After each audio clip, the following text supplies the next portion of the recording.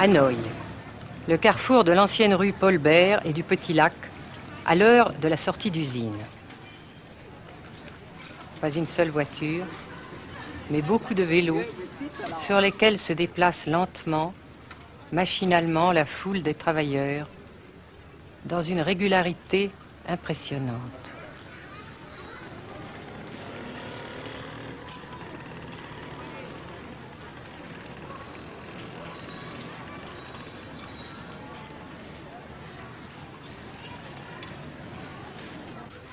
La sensation que ce pays est anormal ne nous a pas quittés au Nord-Vietnam. Anormal d'abord parce que toute vie individuelle a disparu au bénéfice d'un effort collectif extraordinaire. Dirigé d'une main de fer à l'intérieur d'un dispositif de sécurité draconien. Anormal ensuite parce que dans ce pays coupé en deux depuis 10 ans, un grand nombre de familles vivent le drame de la rupture qui alimente à sa façon la guerre du Sud. Est-ce que vous pensez, Monsieur le Président, qu'il y a une solution militaire à la guerre du Sud-Vietnam? Non. Parce que vous savez que le peuple Vietnam, c'est un. Et le pays du Vietnam, c'est un. Les Américains ont fait une guerre d'agression, comme qui dit, c'est une guerre non déclarée. Et, comme vous savez aussi, vous avez pu lire dans la presse, n'est-ce pas, mondiale, que plus la guerre prolonge, plus les Américains et leurs valets, n'est-ce pas, comment dire ça,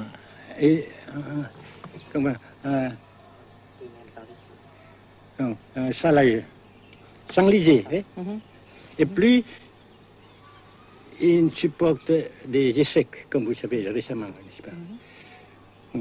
Par conséquent, la guerre ne peut pas durer éternellement.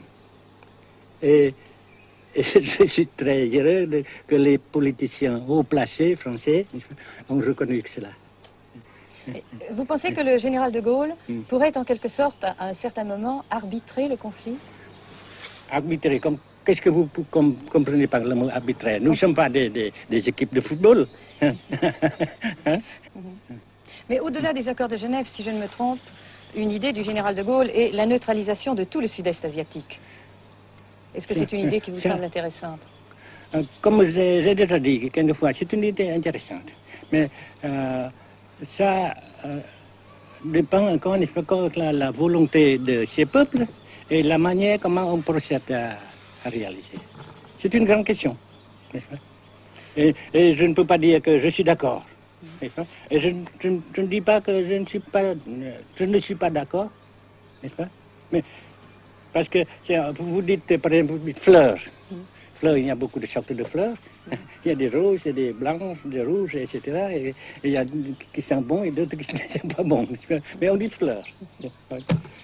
Monsieur le Président, nous avons constaté avec chagrin qu'au cours de notre voyage au Nord-Vietnam, que l'influence française était devenue à peu près inexistante dans votre pays. Les moins de 25 ans ne comprennent plus du tout le français. Et je me demande si, à votre idée, des rapports peuvent se rétablir tels que la France continue à jouer une sorte de rôle culturel ici. Avec la France surtout et avec tous les autres pays. Nous voulons avoir une coopération amicale, culturelle, économique, etc.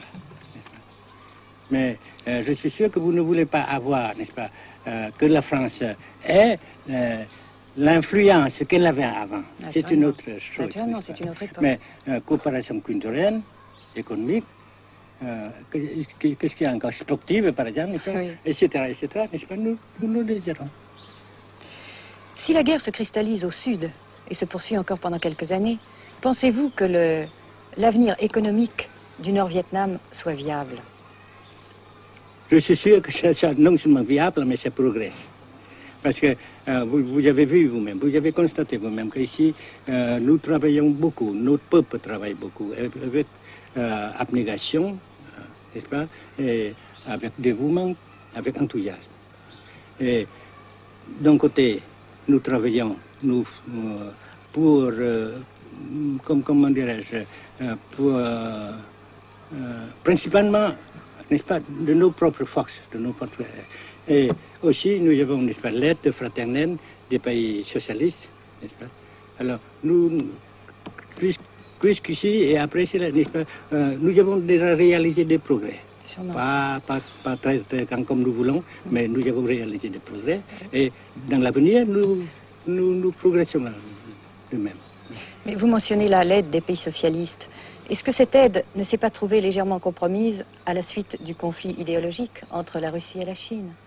Non, parce que ces questions, n'est-ce pas, différences idéologiques entre nos différents partis frères, c'est nos affaires intérieures. Ça passera.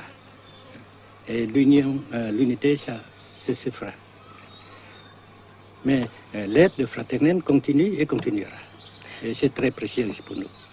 Bien sûr. Mais certains ont l'impression chez nous, Monsieur le Président, que le Nord-Vietnam se trouve actuellement assez isolé, asphyxié même, et que politiquement, il pourra difficilement éviter de devenir une sorte de satellite de la Chine. Qu'est-ce qu'on peut répondre à cela? Jamais.